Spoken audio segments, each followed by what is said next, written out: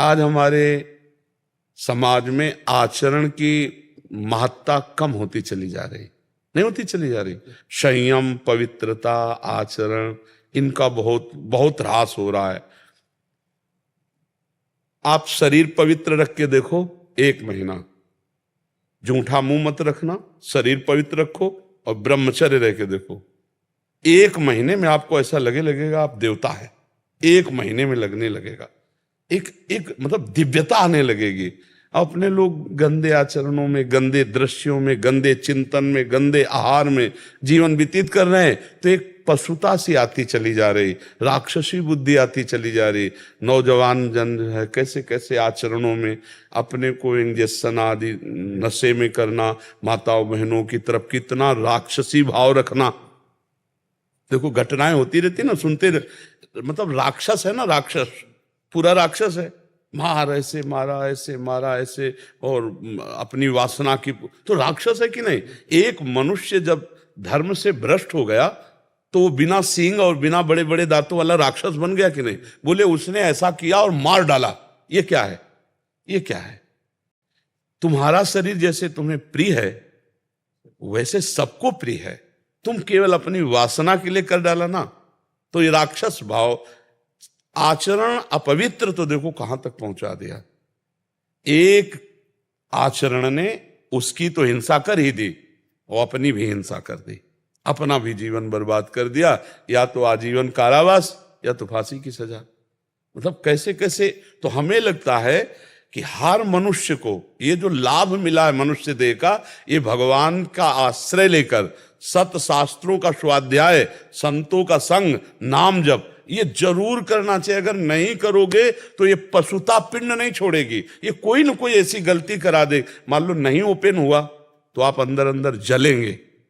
अगर भयानक पाप बन गया तो आप सह नहीं पाओगे, आपका मन आपको दंड देना शुरू कर देगा, फिर लगेगा यार अपना ही शरीर नष्ट कर लें। ऐसे ऐसे विचार आने लगते। जब हमारा पाप कर्म बन जाता है और कोई उसका दंड नहीं मिलता तो हमको डिप्रेशन में उतारता है। ये दंड है, हर समय भयभीत रहना, व्यर्थ की कल्पना करना, व्यर्थ की चिंता करना, ये उन्हीं पापों का फल है जो ओपन नहीं हुए, जिनका कोई दंड नहीं मिला। इसलिए हमारी प्रार्थना है कि ब्रह्म ज्ञान, भगवत प्रेम, ये बहुत ऊंचाई पे रखा हुआ है। ये ऐसे नहीं है कि आप ऐसे तोड़ो और खा लो, बहुत ऊंचाई पे है।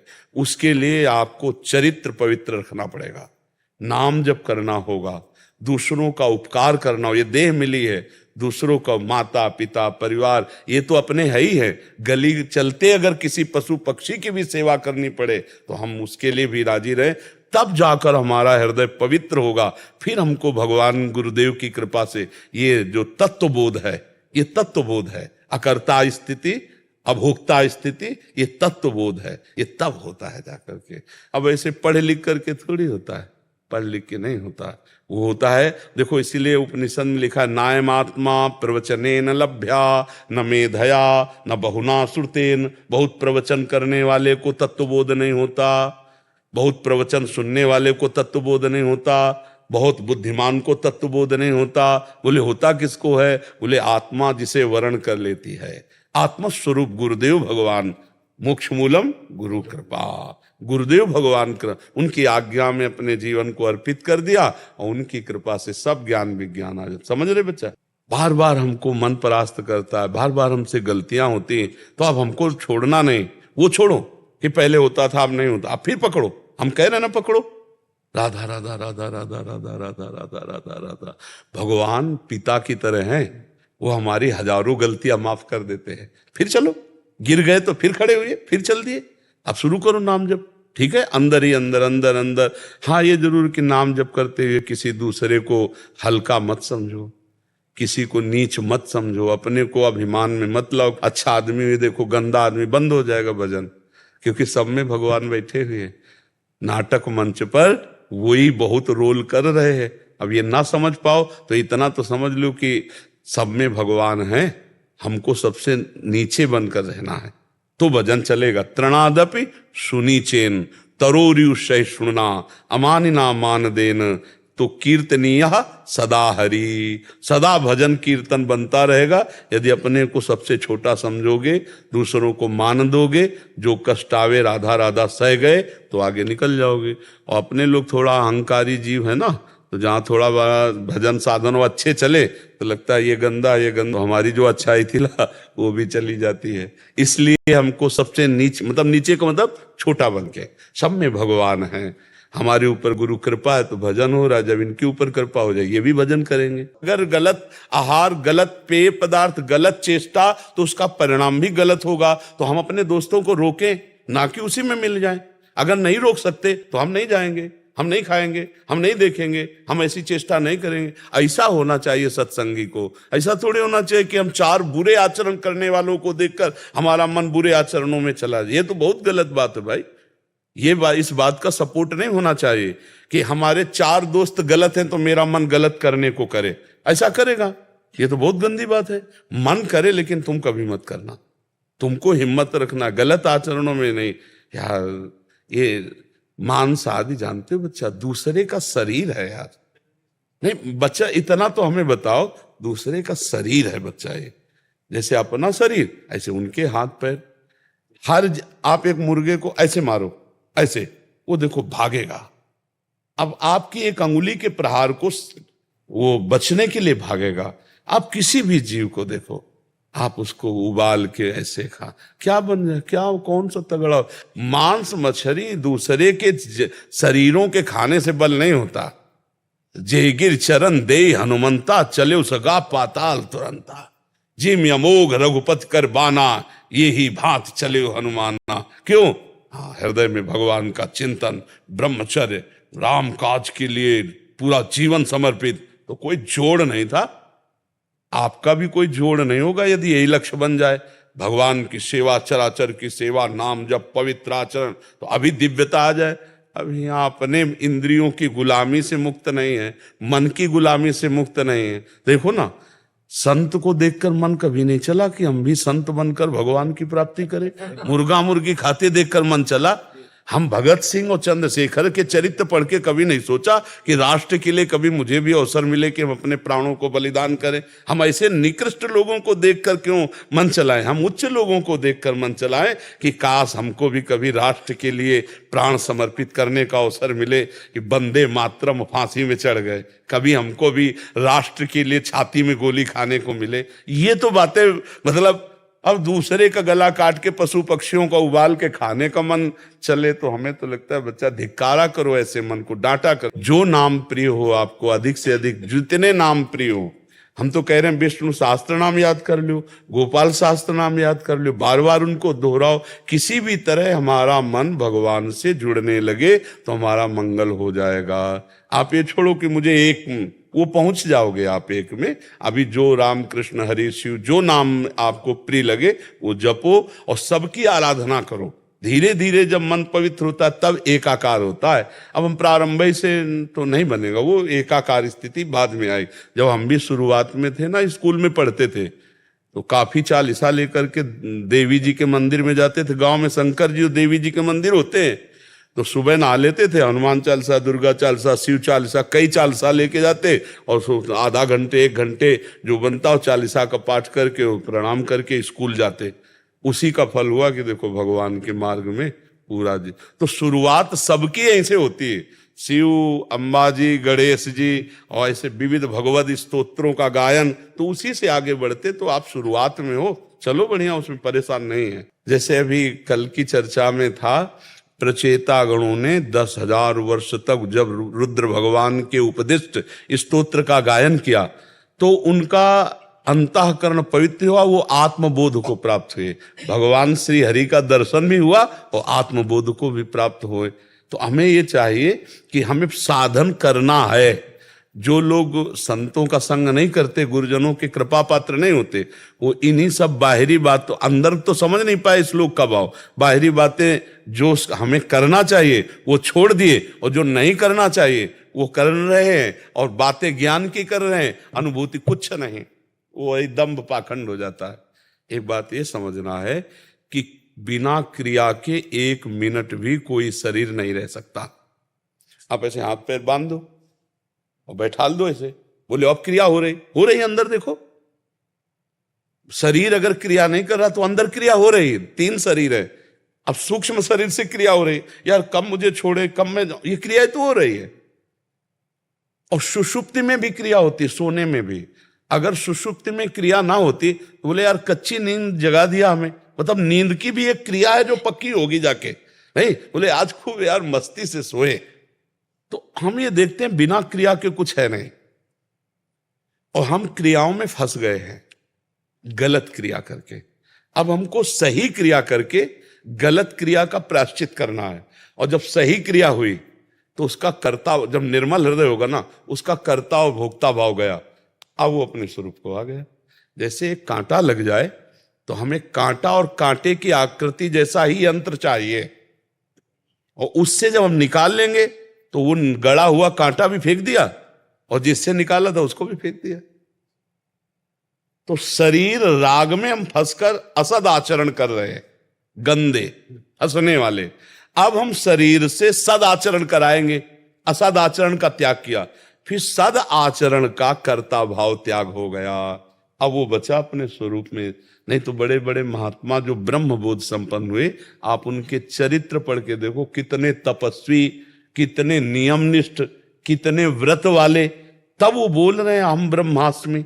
ऐसे थोड़ी ब्रह्म स्वरूप में कि हाँ, तभी गोस्वामी जी ने लिखा है, ब्रह्म ज्ञान बिन नारी नर करे न दूसरी बात, और कौड़ी लागी लोभवश करे विप्र गुरु घात।